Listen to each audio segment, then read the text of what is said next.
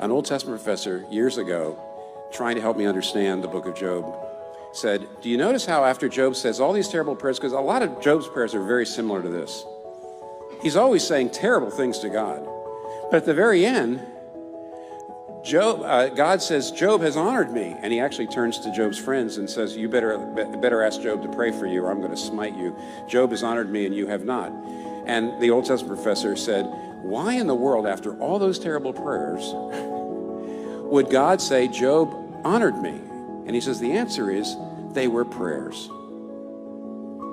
You see, Job was being angry and he was complaining and he was being angry, but he was being angry and complaining to God. He never walked away from God. He said, I don't understand you, God. I'm angry at you, but he never turned away.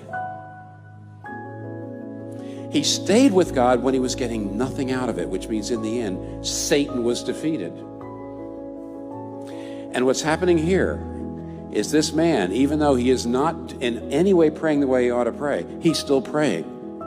He says, darkness is my closest friend, but he's saying it to God, which means Satan is defeated.